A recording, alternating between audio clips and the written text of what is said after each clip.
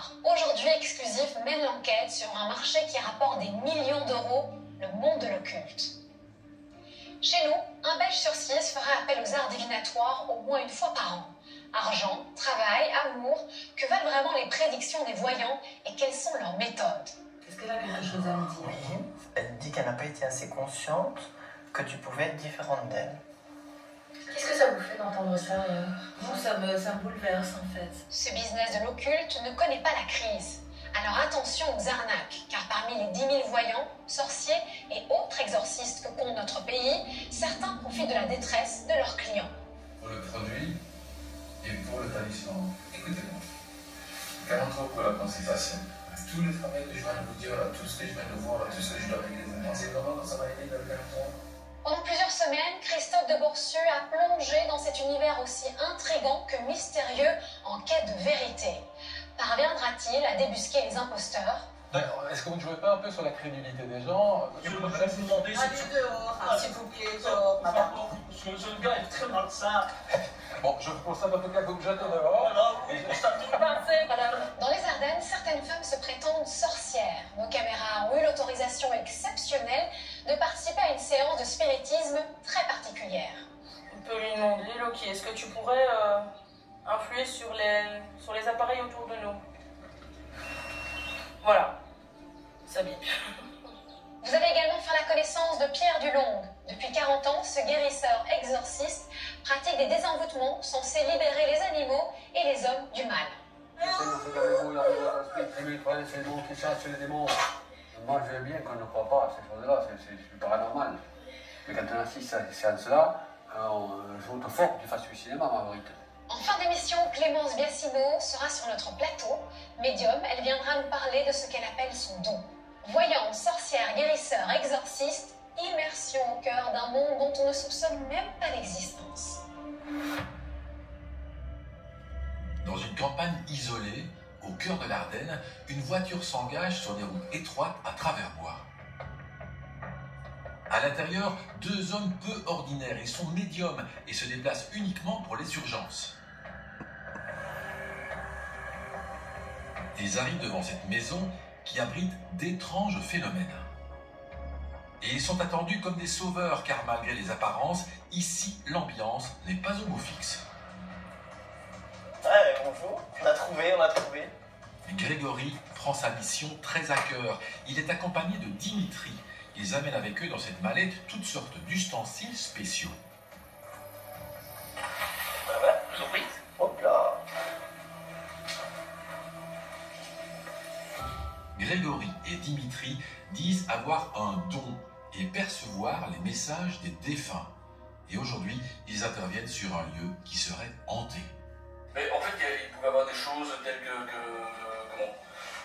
comme s'il y avait quelqu'un qui frappait, la lumière qui s'allume. Et voilà, il y a un robinet qui se met tout seul. Je faisais du télétravail dans la véranda et automatiquement j'entends et je dis mais qu'est-ce qui se passe? Et là on vient voir et je vois le robinet qui coule. Mais la porte est fermée, il n'y a rien, il n'y a aucune raison que ça se mette en route. Ah oui, donc ça veut dire qu'automatiquement comme ça, Voilà. des fois... Mais là ici ça reste continu. Ah, ça ne s'arrête pas. Ça ne s'arrête pas. Et donc Ouais. j'arrive, ben voilà, je regarde, je viens, je dis qu'est-ce. Et là ça s'arrête. C'est quand même dingue ça. Le propriétaire est à court d'explications et un peu effrayé. Grégory va se lancer dans une inspection minutieuse, pièce après pièce. Il est à l'écoute de ses sensations et des visions qu'il perçoit dans chaque recoin. Il aurait détecté une présence à proximité. Si, c'est le bureau qu'on appelle ça ici, ouais. Ok. Et ici, on entend de toute façon encore... On entend encore des gens dans cette pièce-là. C'est des voix de réunion, c'est-à-dire qu'on entend des gens qui discutent ensemble, mais j'arrive pas moi à le comprendre parce que c'est pas ma langue. Ça fait penser à de l'allemand. Et ici, on sent bien que ça continue de vivre. C'est assez incroyable. Grégory se sent de plus en plus troublé. Phil, tu peux venir? C'est quelque chose de précis là?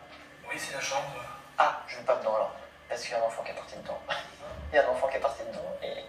Mais bon, je vais pas y aller, je vais pas. Mais ça a fui devant moi, donc c'est un petit enfant. Et quand tu me dis ça, Phil, ça vous paraît pas un peu délirant Mais ça fait peur, on se dit, oui, voilà, est-ce que c'est quelque chose de vraiment réel ou bien pas?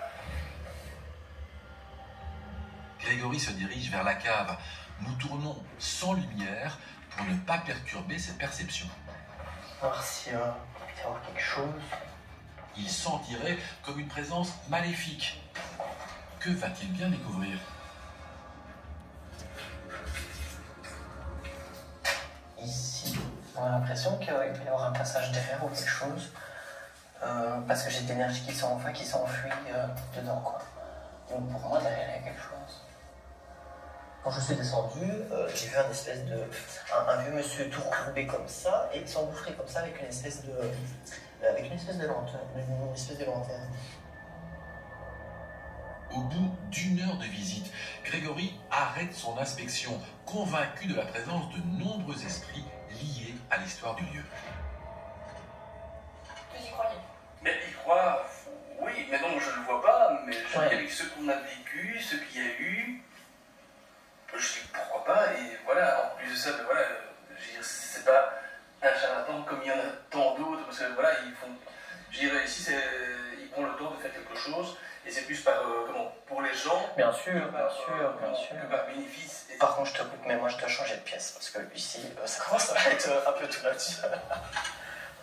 Grégory va se lancer dans un nettoyage énergétique censé chasser les mauvais esprits et purifier la maison. Dans sa valise, de l'encens, de l'eau bénite, des bougies, du matériel de briques et de broc qu'il utilise d'abord pour éloigner les présences maléfiques. Donc c'est un charbon incandescent qui va chauffer, puis après on va mettre un encens bien particulier qui en fait va élever le niveau de la vibration de la maison.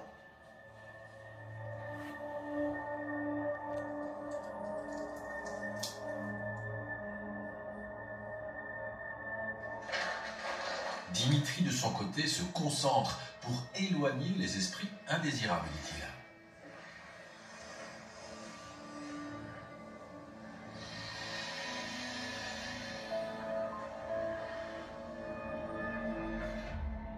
Les deux médiums ont terminé leur intervention. Ils quittent les lieux. Ça va, ça marche. Quelques mois plus tard, les phénomènes se seraient dissipés et le propriétaire aurait retrouvé sa tranquillité.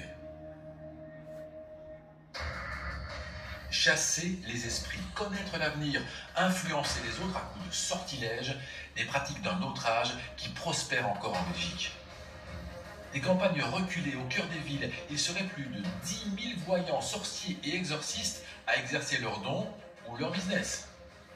Il faut dire qu'un Belge sur 6 consulte 1 fois par an. Depuis le début de la pandémie, nos compatriotes sont de plus en plus nombreux à faire appel à un médium sur fond de détresse physique et morale.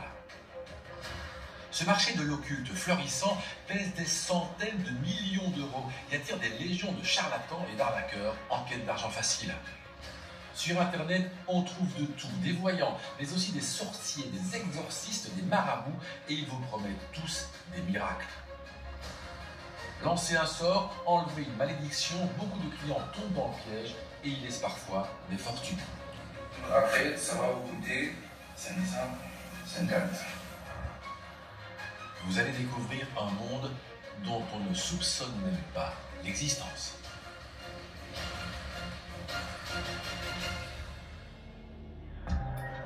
C'est dans le Brabant wallon à Braine-l'Alleud, dans cette rue tranquille, que nous retrouvons Grégory et Dimitri. Ça va? Ça va, c'est bien joué? Ouais, tip top. Je me change et je monte. Les deux médiums forment un couple dans la vie et dans le travail. Ils habitent dans ce 90 mètres carrés avec à l'étage une pièce aménagée en bureau pour les consultations. Grégory a un métier, il consulte dans son temps libre, il ne souhaite pas vivre de son don. Je travaille en magasin alimentaire. Tu commences donc ta deuxième partie de vie. Complètement, ouais. En fait, ici, donc, j'ai fait l'ouverture au magasin. Puis en général, quand j'arrive, je me change, je prends une douche, je me rafraîchis. Et je vais au bureau. Après, je reçois une personne.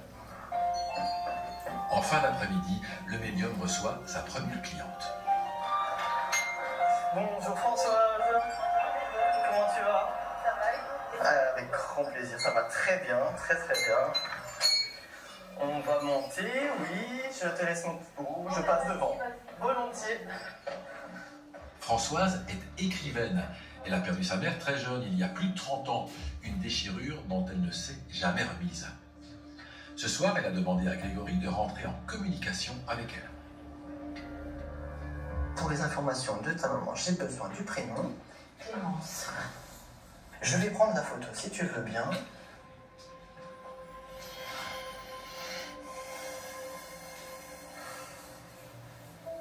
Ta maman est une âme torturée. Tu m'étonnes. Est-ce qu'elle a eu un souci respiratoire ou quelque chose au niveau des poumons? On sent possible. C'est attaché à ça ça. qu'elle est morte. D'accord, c'est attaché ici, mais moi, malheureusement, je vais être honnête avec toi, je sens la souffrance quand même à ce niveau-là. C'est-à-dire qu'on ne sent pas quelqu'un qui s'éteint gentiment, je sens quand même... Elle est morte d'un cancer du poumon, normalement. D'accord. Il y a une chose que je voulais te demander. Est-ce qu'elle sait que je suis là? Ah, oui. Je dois laisser passer cet aspect pulmonaire parce que vraiment, je le sens fort. Hein. Tu as du mal à respirer? Ouais.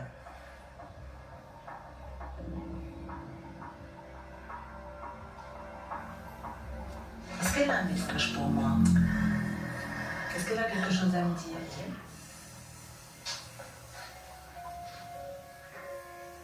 Là, pour le coup, c'est un travail sur elle-même, parce qu'elle dit qu'elle n'a pas été assez consciente que tu pouvais être différente d'elle. Qu'est-ce que ça vous fait d'entendre ça? Ça me bouleverse en fait. Ça me bouleverse parce que c'est la première fois que je consulte quelqu'un justement à propos de ma maman. Ça me bouleverse. Vous y croyez à 100%? J'ai envie d'y croire à 100%. J'ai envie d'y croire à 100%. Ouais. C'est pas tout à fait la même chose. C'est pas tout à fait la même chose, je suis d'accord avec vous. C'est pas même du tout la même chose. J'ai une grande confiance en Grégory en fait. Et je me dis que bon, ce don qu'il a, c'est pas pour rien, quoi. Merci, Grégory. Aujourd'hui, Françoise a l'impression d'être rentrée en contact avec sa mère décédée. À leur pouvoir d'influence ou don réel du voyant, je décide d'en avoir le cœur net et de consulter Grégory au sujet de ma propre grand-mère. Bonjour. Enchanté.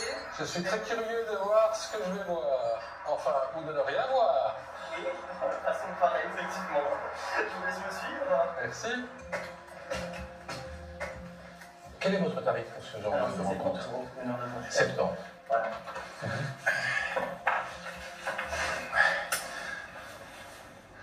C'est ma grand-mère, D'accord. dont je vous montre la première photo qui est en fait la plus récente. Ok.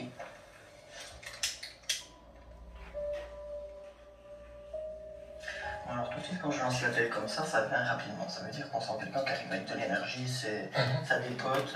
J'ai l'impression qu'elle essaye de me montrer comme si c'était le patriarche vraiment d'un grand truc. Enfin, quand je dis patriarche comme ça, j'ai l'impression que c'est la fierté qu'elle donne de tout ce qui est en dessous d'elle en fait. Donc on va dire autant enfants, petits-enfants, tout ça, il y a quelque chose qui est très... je répète parce que je le répète, elle insiste là-dedans, il y a vraiment cette fierté de... Oui, c'est ces derniers mots qu'elle était fière. Oui. Mais Mais bon, on sent ça tout le du monde cœur. dit ça, c'est Grégory. Non, Donc parce que là, si on jusqu'ici, sent- là, oui, je comprends bien que vous dites que ce sont des choses qui me touchent parce que ce sont des choses vraies, mais j'ai l'impression que beaucoup de gens, vous pourriez dire ça de beaucoup de personnes. Ah, il y en a qui ne le disent pas. Non, mais c'est vrai qu'elle le disait. Voilà. Mais Je ici, suis d'accord. voilà. Grégory a en tout cas vu juste sur son tempérament. Elle insiste sur le fait que les choses sont jamais définitives, mais il faut surtout... En même temps, ça m'étonne un peu d'elle-même. Elle qui ne voulait jamais que son fils, à elle, parte.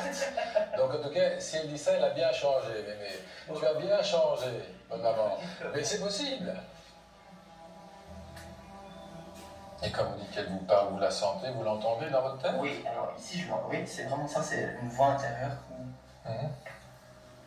Bon, Grégory, pour être tout à fait honnête, vous ne m'avez pas donné de détails dont je me dis « Oula, c'est fatal et c'est évident qu'il a eu contact avec ma grand-mère ». Je dis des choses honnêtement. Oui.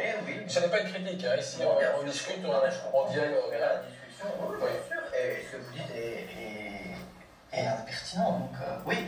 et je ne mets pas du tout en cause, hein, de même que les voyants, ceux qui pensent avoir vu la Vierge Marie, je pense qu'ils sont honnêtes. Après, est-ce qu'ils l'ont vraiment vu, c'est autre chose, mais je pense qu'ils pensent qu'ils l'ont vu. Hein. Je ressors de cette consultation un peu sceptique. Je venais chez Grégory sans a priori, hein, simplement pour voir. Alors, c'est vrai qu'il ne m'a rien dit qui m'a bluffé, donc je me suis dit, il a évidemment eu un contact avec ma grand-mère, hein, c'est plutôt des choses assez générales. Je ne suis pas vraiment convaincu de cet échange avec l'au-delà. Pourtant, beaucoup de nos compatriotes y croient. Et vous allez voir que certains vont même beaucoup plus loin dans leur pratique.